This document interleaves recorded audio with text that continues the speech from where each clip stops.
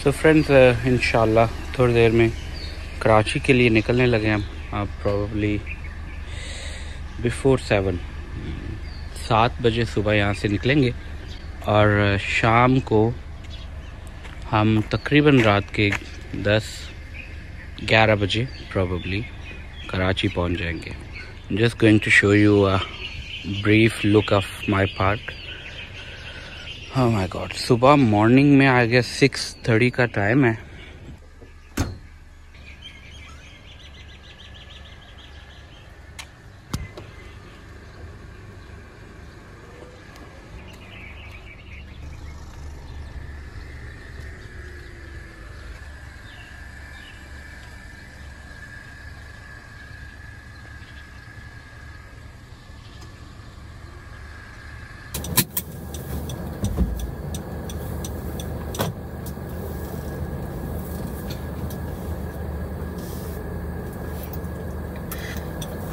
तो हम लोग प्रॉबली थोड़ी देर में निकलेंगे कराची के लिए और 4 डेज़ का stay and then next Friday को वापसी है।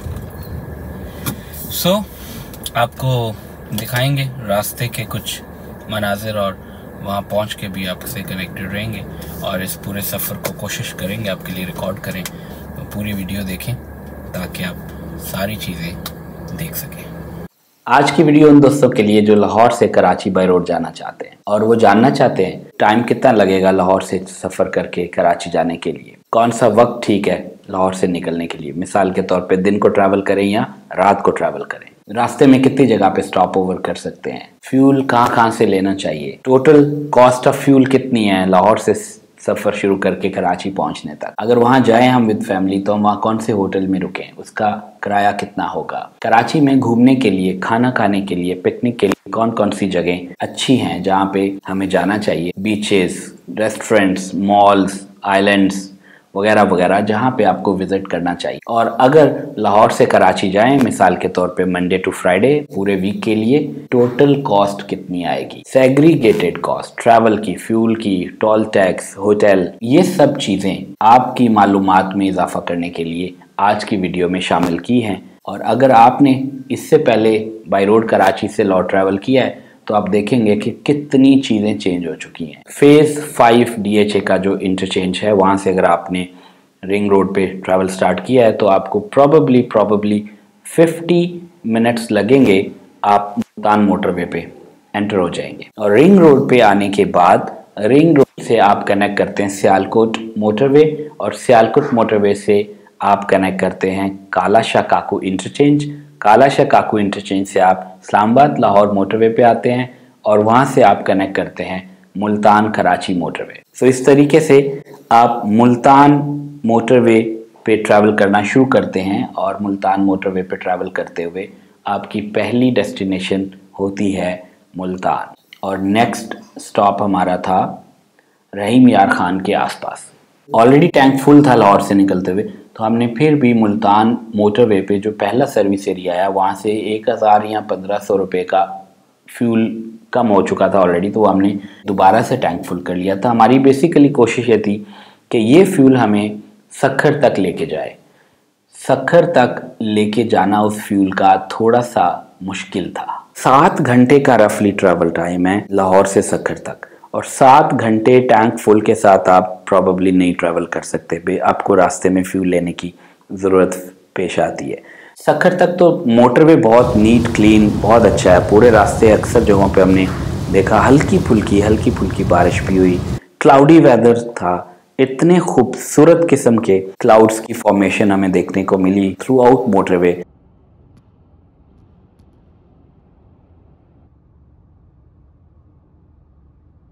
रोहड़ी इंटरचेंज से ऑनवर्ड मोटरवे ख़त्म, GT रोड स्टार्ट। अब GT रोड पे आप देखेंगे इतना बुरा हाल है, to be honest as compared to motorway GT road पे नफसा नफसी का आलम है। रिक्शा, आपको ट्रैक्टर, मोटरसाइकिल, मोटर बाइक, आपको उसके साथ साथ ट्रक्स इतने ज़्यादा मिलेंगे और ट्रक्स वाले अनफॉर्चुनेटली क्या करते हैं जानबूझ के या अनजाने में, और दो ट्रक पैरेलल चल रहे होते हैं और आप पीछे इंतजार करते हैं कि ट्रक साइड पे हटे और मैं आगे जा सकूं। आपको एक टिप देता हूँ, GT रोड पे ओवर स्पीडिंग ना करें। ओवर स्पीडिंग करके भी आपने एंड डेस्टिनेशन पे उतने बजे ही पहुंचना है जितने बजे आपने बगैर ओवर स्पीडिंग किए कांस्टेंट नॉर्मल स्पीड मेंटेन करके पहुंचना। हमने बहुत सारी गाड़ियों को देखा जो हमें ओवरटेक करके और तेज़ी से आगे जाने की कोशिश कर रही होती थी, लेकिन 5, 10, 15 किलोमीटर के बाद ही वो किसी ना किसी ट्रक के पीछे आराम से अपनी इंतज़ार कर रहे होते थे बारी का कि उनको मौका मिले ओवरटेक करने का, और हम भी उनको कैच कर लेते थे,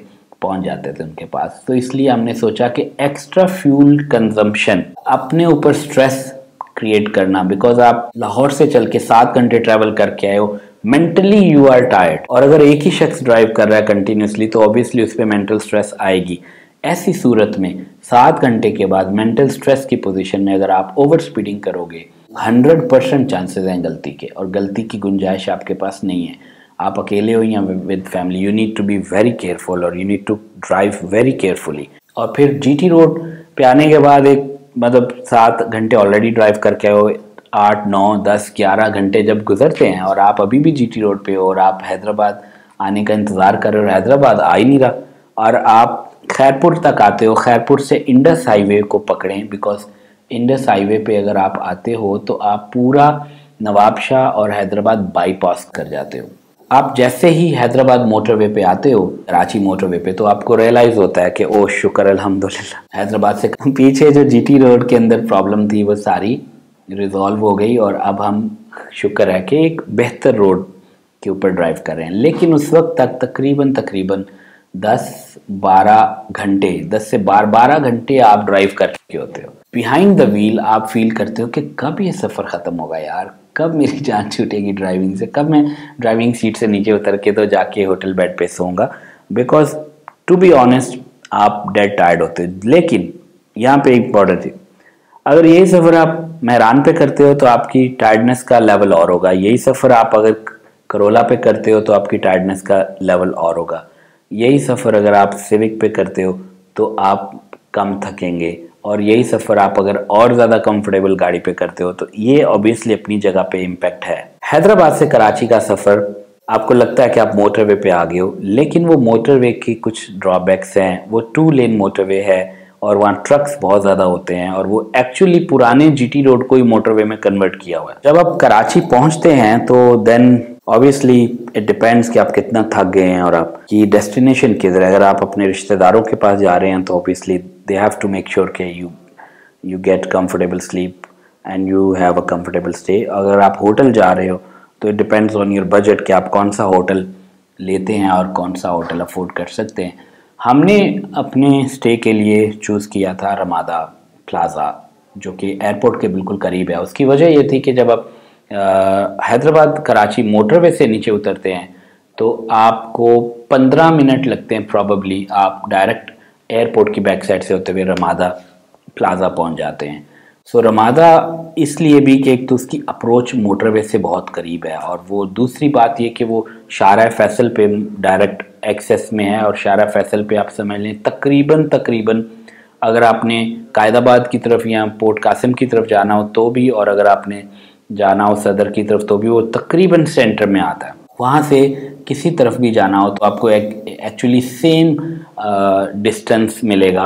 और अगर आप वही रीजन प्लाजा में स्टे कर रहे हैं, अगर आप अवारी में कर रहे हैं, अगर आप पीसी में कर रहे हैं, या अगर आप अवारी टावर में, या तो फिर आपको इस तरफ आने में ज़्यादा टाइम लगेगा, और उस एरिया में जहाँ आप रह रहे हैं वहाँ पे ही आप ज़्यादा घूम फिर सकते हैं। तो हमारे लिए तो ये था कि पुराना एक्सपीरियंस भी बहुत अच्छा था रमादा प्लाज़ा में रहने का। रमादा प्लाज़ा में आपको तमाम बेसिक सहूलतें मिल जाती हैं, आपको स्विमिंग पूल है और स्वाना, जकूज़ी, और इसके अलावा ब्रेकफास्ट बहुत अच्छा होता है मॉर्निंग में वहाँ पे बुफे में, और उसके साथ साथ आपको जो होटल का एम्बियंस है वो बहुत अच्छा है, specially if you are staying with your family. बच्चों के लिए बहुत आइडियल लोकेशन है और आइडियल प्लेस है to play around and have a great time, और फिर सेफ एंड साउंड, और फिर एयरपोर्ट के करीब होने की वजह से अगर आप बाई एयर ट्रैवल कर रहे हो तो भी वो 5 मिनट्स की ड्राइव टाइम पे है एयरपोर्ट से, जो कि बहुत अच्छी बात है। पहले दिन आप कराची पहुंचे, आपने रेस्ट किया, next day you have time to go out and you can. Kolachi restaurant एक बहुत ज़बरदस्त वेन्यू है। अगर आप कराची में हैं और आप कोलाची में नहीं जाते, ख़ास तौर पे इवनिंग में, आई रेकमेंड कि आप बिफोर मगरिब जाएं ताकि आपको एटलीस्ट समंदर का व्यू नज़र आ सके। जो पानी है बेसिकली वो मगरिब के बाद नज़र नहीं आता वहाँ पे, तो आपको ज़रा भी फील नहीं होता कि आप साहिल समंदर पे हैं। करीब करीब में जहाँ तक वो कोलाची की लाइट्स जाती हैं वहाँ तक पानी नज़र आ रहा है, पानी की लहरों की आवाज़ आ रही है, लेकिन जो व्यू है वो मगरिब से पहले है।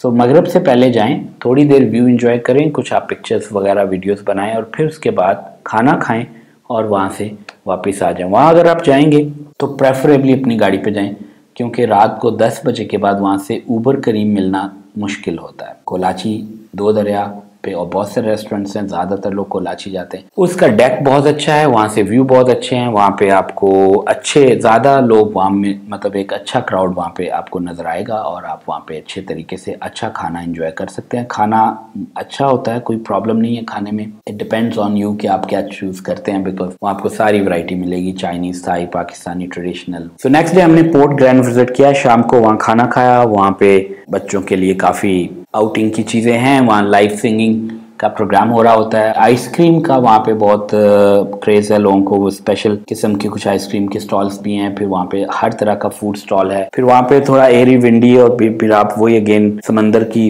हवा और समंदर की फील वहाँ पे आपको आएगी। So you can have a great time.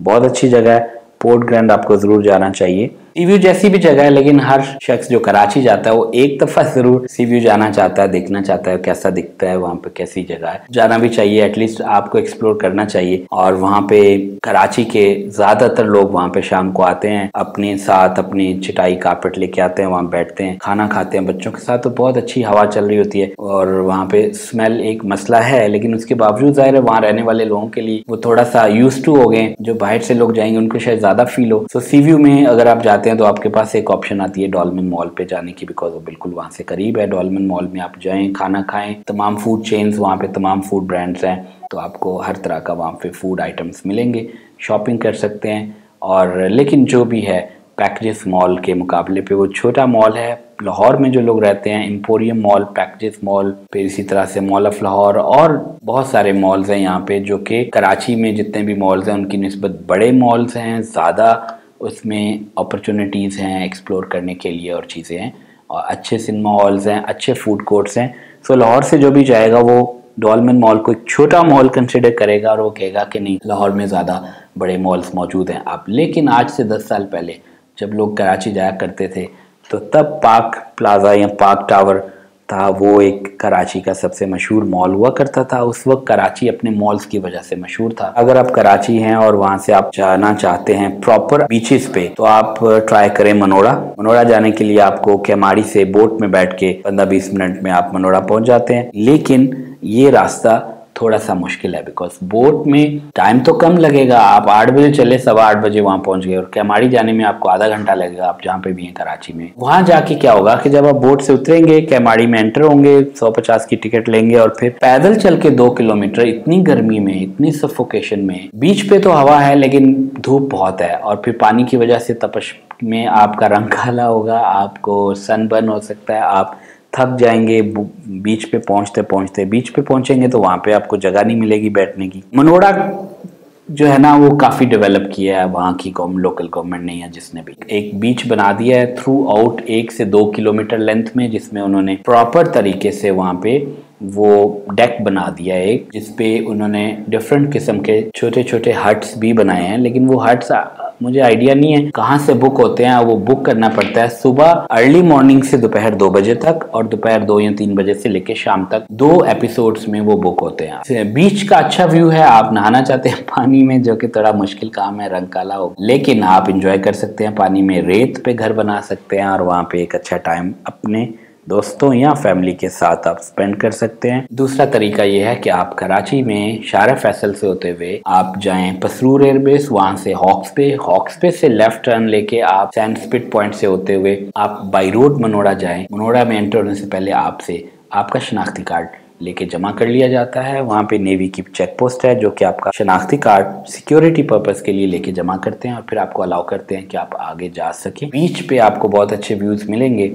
और आप वहाँ पे सनसेट सनराइज का अगर आप वहाँ पे करते हैं विटनेस उसको, तो वो एक ज़बरदस्त यूनिक व्यू हो सकता है आपके लिए। और उस वक्त सनसेट के टाइम पे तो खैर रश बहुत होगा, लेकिन अगर कभी पॉसिबल हो आपके लिए और आप सनराइज़ के टाइम पे मनोड़ा जा सकें, मुझे 1-2 दफ़ा पास में मौका मिला जाने का, वो ये बहुत ही ज़बरदस्त टाइम होता है। वहाँ कोई नहीं होगा, खामोशी होगी, पानी नीचे उतरा हुआ होगा, साफ़ होगा और सनराइज़ का व्यू आपको मेस्मराइज़ करेगा। आउट क्लास जगह है वो।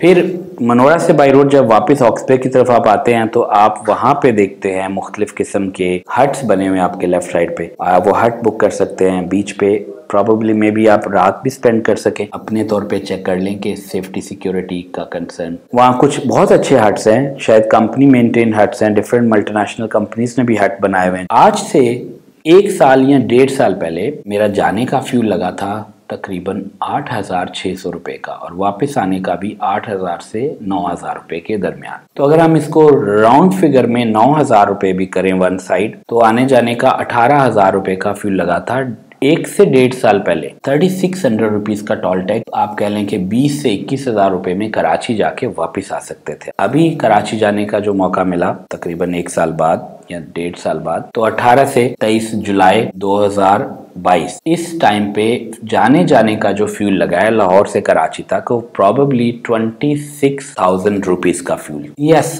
26,000 रुपये का फ्यूल, यानी 8,000 से कॉस्ट इन्फ्लेट करके 26,000 रुपये पे चली गई। अगर आप आज बाई रोड कराची जाना चाहते हैं और फ्यूल प्राइस वही है जो जुलाई के महीने में भी है, लेट सपोज 230 या 231 रुपये पर लीटर, तो आप जहन में रखें कि आप 80 से 100 लीटर पेट्रोल आपका लगेगा और वो आपको कॉस्ट करेगा रफली 25,000 रुपये, डिपेंडिंग ऑन योर व्हीकल, गाड़ी कौन सी है और आप चलाते कैसे और कितना स्टे करते रास्ते। 25,000 रुपये जाने का और 25,000 रुपये आने का फ्यूल आपको चाहिए आज की टाइम में कराची जाने के लिए, क्योंकि 50,000 रुपये का फ्यूल और जो टोल टैक्स की कॉस्ट आई है वो तकरीबन 4,000 रुपये आने जाने का फ्यूल के अलावा टोल टैक्स मैं आपको बता रहा हूँ। तो 50 और 4 चले आप 5,000 रुपये भी लगा ले, 55,000 रुपये में फ्यूल एंड टोल टैक्स आपको कॉस्ट करेगा लाहौर से कराची जाके वापस आने तक। और होटल्स आपको मिलेंगे वहाँ पे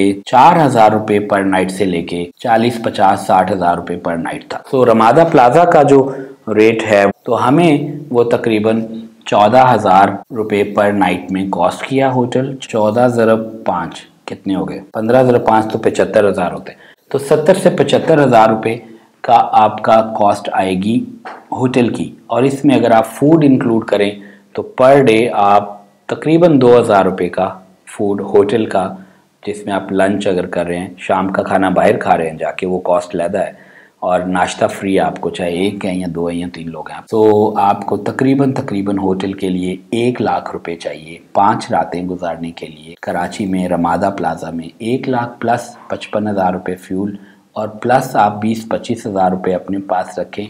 जब आप मनोरा जाएंगे, जब डॉल्मन मॉल जाएंगे, जब आप कोलाची पे खाना खाएंगे, तो 4 लोग यानी दो हस्बैंड वाइफ 2 बच्चे अगर आप लोग हैं तो आपका बिल आ सकता है 7,000 रुपये कोलाची पे। अच्छी जगह है लेकिन सस्ती नहीं है खाना खाने के लिए। आपको डिपेंडिंग ऑन आप क्या ऑर्डर करते हैं, तो 6, 7, 8,000 रुपये का खाना 3 लोग या 2 लोग या 4 लोग खा सकते हैं वहाँ पे। और इसी तरह से पोर्ट ग्रैंड पे जाएं तो वहाँ आपको 200 रुपये से लेके 2-3-4,000 रुपये पर हेड तक के ऑप्शंस मिलते हैं। जैसे आप कराची से निकलते हैं तो आप कराची हैदराबाद मोटरवे पे हैं, यू फील कंफर्टेबल, ठीक है चलो एक आप क्रूज कंट्रोल के ऊपर एक स्पीड सेट करके कराची से हैदराबाद आ सकते। The moment you start driving on the Indus highway, Hyderabad से इंडस हाईवे पे आप आते हैं, तो क्रूज कंट्रोल वहां पे भी यूज हो सकता है, बिकॉज वहां पे भी ट्रैफिक कम होता है। ट्रैफिक का रश होता है हैदराबाद से नवाबशाह और फिर खैरपुर जो मेन जीटी रोड है वहां पे, इंडस हाईवे पे कम होता है। लेकिन क्योंकि स्टॉप बहुत हैं, जंप्स हैं, रोड्स बीच में थोड़ी बहुत ऊपर नीचे है, तो उसमें आप एक सर्टेन स्पीड मेंटेन नहीं कर सकते ज़्यादा देर के लिए। और जैसे ही आप वहाँ से आते हैं खैरपुर के पास, खैरपुर से आगे आप मोरो क्रॉस करते हैं और फिर आप सक्कर की तरफ आते हैं, वहाँ तो बिल्कुल क्रूज कंट्रोल यूज़ नहीं कर सकते। कभी कभी 40, 50, 60, 70 पे आप लगाते हैं क्रूज, लेकिन वो भी मुश्किल होता है। तो आप इस सारे सफ़र में इतना थक जाते हैं, हैदराबाद से सक्खर तक इतना मेंटली फिजिकली थक जाते हैं कि आप कहते हैं कि सक्खर कब आएगा। और सक्खर आने के बाद मोटरवे पे जब आते हैं तो यू फील कंफर्टेबल कि चलो ठीक है, अब मैं क्रूज सेट करके टांगे ऊपर करके सीट पे रख के यहाँ कंफर्टेबल बैठ के ड्राइव कर रहा हूँ, ड्राइव है, कोई मसला नहीं।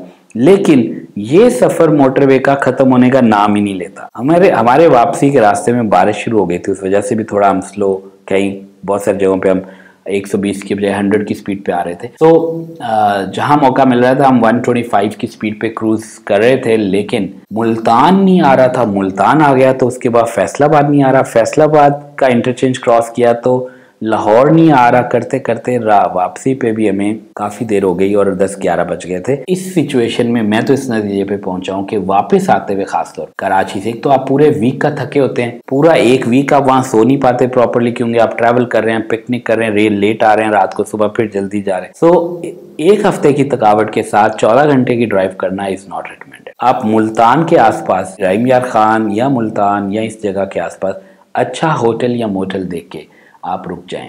जो मैंने आपको बताया, मुल्तान से आगे 2 या 3 सर्विस एरिया आते हैं जहाँ पे शावर रूम्स बने हैं, वहाँ होटल रूम्स बने हैं, बड़े कंफर्टेबल, कुजी, नीट एंड क्लीन वहाँ पे आपको अरेंजमेंट मिल जाएगा रात रुकने के लिए। आप वहाँ रुकें, रेस्ट करें।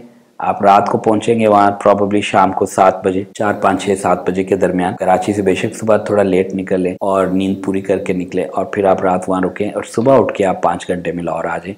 ये ज़्यादा अच्छा तरीका है, बजाय अपनी लिमिट्स को पुश करके आप ट्रैवल करते रहें, ड्राइव करते रहें और आप कहीं गलती करें। क्योंकि देखो, गलती की गुंजाइश नहीं है। मोटरवे पे, जीटी रोड पे ड्राइव करते हुए गलती की गुंजाइश नहीं। पाकिस्तान में हमारे हालात आप चेक करें कि पिछले 70 सालों में हम एक सिंगल मोटरवे नहीं बना पाए जो पेशावर से कराची को कनेक्ट करे। अभी भी सक्खर तक पहुंचे हम, सक्खर से आगे बहुत बुरे हालात हैं। अब रात की ट्रैवलिंग वहाँ करना बहुत मुश्किल काम है। एक लाइटें सीधी आपको हाई बीम पे पड़ती हैं आंखों में, ट्रक्स हैं, दूसरी गाड़ियां हैं। दूसरे नंबर पे वहाँ कहीं पे भी अगर रात को आपका टायर फ्लैट होता है, कुछ और ऐसी सिचुएशन होती है, रास्ते में बहुत कमी है सर्विस एरियाज की, प्रॉपर जगहों की जहाँ पे आप स्टे कर सके। इवन अगर गाड़ी में रात स्पेंड करना चाहें तो ऐसी कोई जगह नहीं है। कपड़े वगैरह इंतजाम लेके जाएं और वेदर के हिसाब से लेके जाएं। फॉर एग्जांपल कराची जा रहे हैं तो jeans and T shirt is ideal. Beach पे जा रहे हैं तो उसके अकॉर्डिंगली आप अपना